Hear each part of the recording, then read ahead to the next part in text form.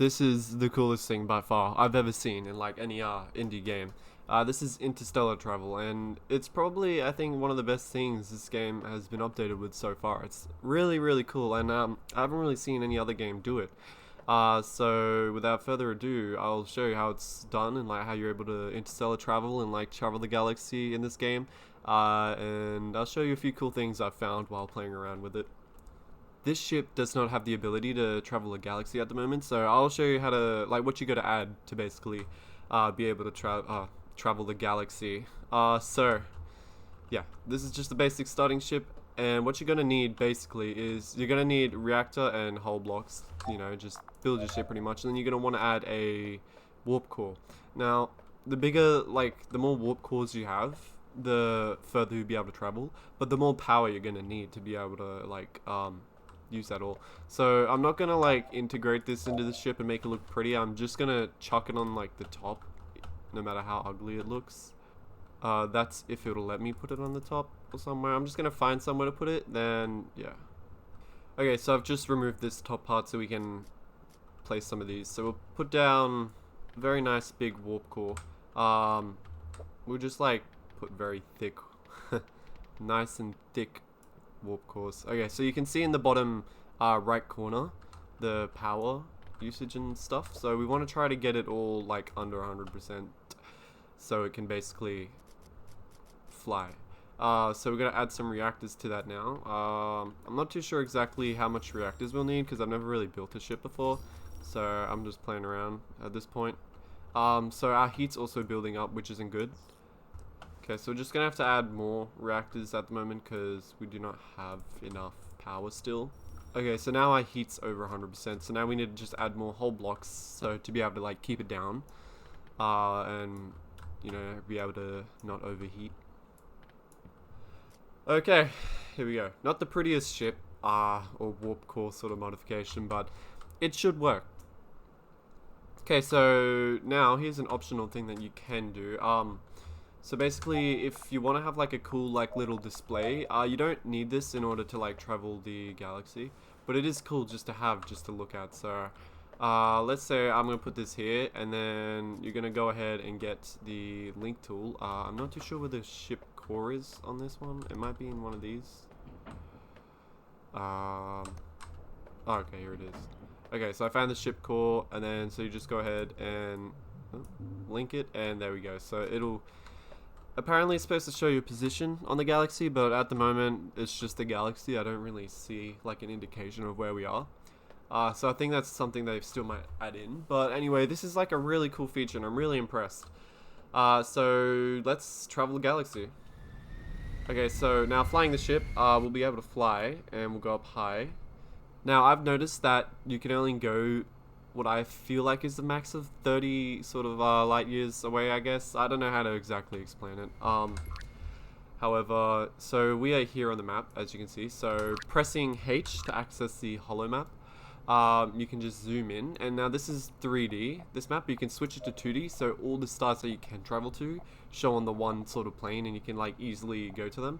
But I've noticed that when you do this, you can actually, it's hard to select sort of like where the star system is, and you can like end up traveling to one that's on the top or the bottom of the galaxy, and then like your whole skybox, like one side will just be blank and then the bottom will be all stars, which I find is really cool.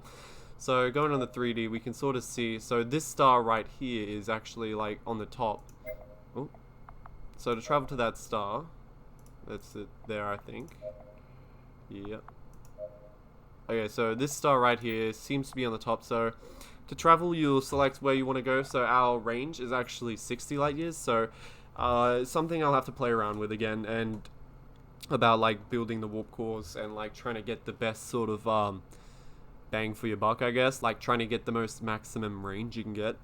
However, you know, 60 light years pretty much, like that's pretty good. That's the highest I've ever gotten to. So what you're going to do is you're going to click this, compute the travel route. So that's only 16 light years away, and we can do practically 60, so we can do that. And so to do that, it's just like traveling around anywhere in the skybox. You'll see like these little things that come up, but there should be an indication. I believe this is it up here, and yep, so that's 17 light years away. That's our destination that we've selected. So going to that, you just hold, like, interact with it with the middle mouse button, and then initiate the warp jump, and then here we go. So we're traveling really fast. We're leaving sort of the system, and you can see down in the bottom middle our speed. So we're traveling to the edge sort of the galaxy. So I just got to say, that's some like really amazing visuals.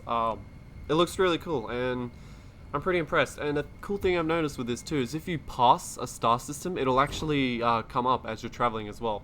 So this is what I was talking about with the galaxy being like underneath you. So we've traveled to a star system that's above, like on the top part of the galaxy. So pressing F4 to go into third person, you see that's the star that we traveled to. And we're on the top of the galaxy, so the whole galaxy is like underneath us. So we're sort of like on the edge of the top, and so there's the middle over there. That's the center of it where it gets more lighter, and then, you know, it just comes out here more. So a few places that I wanted to like show off is I wanted to try and go to the very edge of the galaxy, although I can't imagine it looking much different to this. But also another place I wanted to go to was the middle and see the sky box change on your position, which I find is like, it's a really cool feature. And there is different colored stars as well. So if you go to a blue system, you know, have like that blue star there, and the system we were just in, that star was red with a halo ring. So I've already lost the halo ring, and as far as I know, there's only like one halo ring in the whole game, which is where we start. But I have come across like space stations in other systems, which is really cool. So pressing H again, we'll go back on the star map, and we'll go 3D so we can see sort of the systems that are in the middle, so we can have like a nice sort of starry sky everywhere.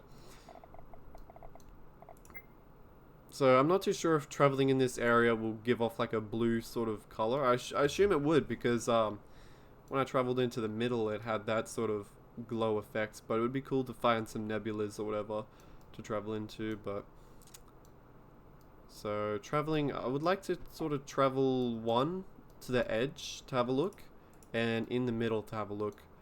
So traveling to the edge, yikes, I gotta stop doing that.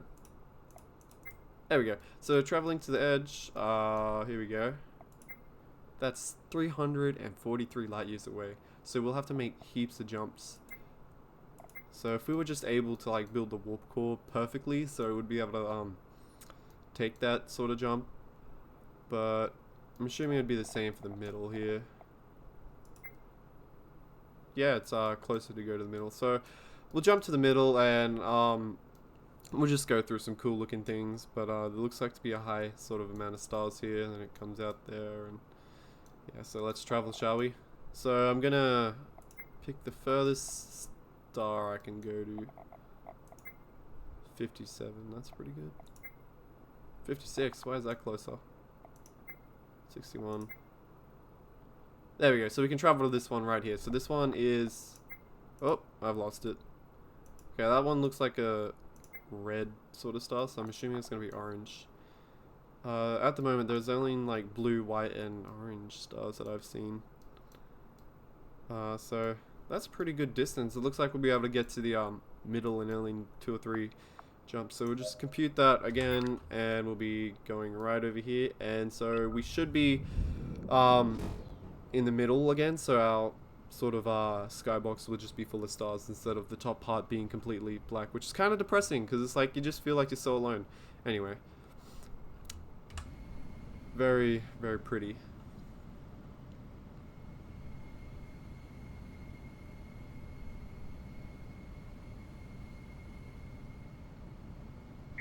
Here we go. So this is like the very orange sort of star.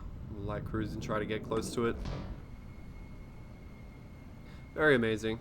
So there's that star. We'll travel to the next one. It's 28. Now let's travel to the bottom. Can we travel to the bottom? Oh, we can travel to the bottom. Oh my god. Here we go. Okay, so this is going to be interesting. We should be able to make that jump. Okay. So it's right there, and we're passing the sun, so let's initiate that warp jump. Now I've noticed also that I tried last time to get to the middle of the galaxy, and a few interesting things started happening. There was some like bugs and glitches, and there was like these weird massive structures. I don't know how to describe it in the sky, but I'm sure we'll come across it again eventually. So I do not know why we're going very slow. I think it's because we're passing the sun, and like when you pass these sort of giant planets, you seem to go slow. Oh yeah, there we go. So I've just re-initiated that warp jump, and now we're actually going somewhere. That took a while, but finally working now. Okay, here we are. We've finally approached this star, and by the looks of it, there's a few planets around, which is really cool. So, there is a lot of planets in here, and I noticed as we travel to more sort of systems, the frame rate starts to drop, which is sort of expected, I guess. Like, I can imagine it being like a lot of, well, really heavy on performance doing all of this, but still, it's really amazing how they've managed to do this. So still really impressive, hey, because it's like like an indie game studio. So we'll go to the next one. We're getting closer to the middle. I want to try and end up going in that square this time. There we go. So we are at the bottom of the galaxy, and well, sort of at the bottom. There's still a few stars there that are like sort of just like below us, but it's really cool. And it's just down there is deep darkness, which is actually really scary when you think about it. Okay, well, let's get to the middle, hey? Okay, so here's this bug that I've found while traveling closer into the middle. It's very interesting. I don't know what these are, and I don't know if it's like an actual structure you can go to, if it's intentional. I'm assuming it's a bug. It's just really weird, but it does have some sort of like structure to it. I don't know, sort of like a DNA helix. Not really, but like sort of, you know. It's really interesting. I would try to go to one, but I have a feeling you can't. And I feel like if we do go to one, the game will crash. So I'm just going to try my luck, and we'll go further down, deeper into the galaxy. Okay, we can nearly make that jump. So we'll go... We can go a little bit further than that. There we go. We can just make this one right here. So that's 58 light years away.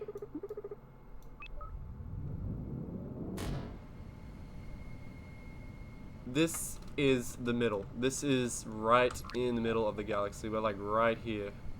And this is what it looks like. There we go.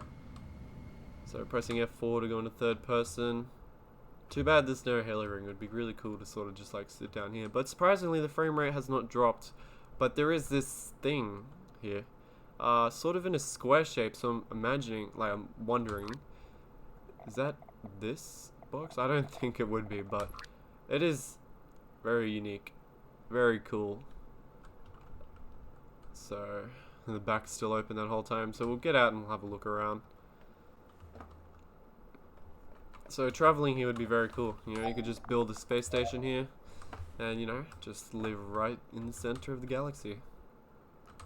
Hopefully this video helps you sort of understand how to travel the galaxy, because it's pretty confusing at first, I guess, but once you sort of get the hang of it, it's pretty simple. And yeah, thanks for watching.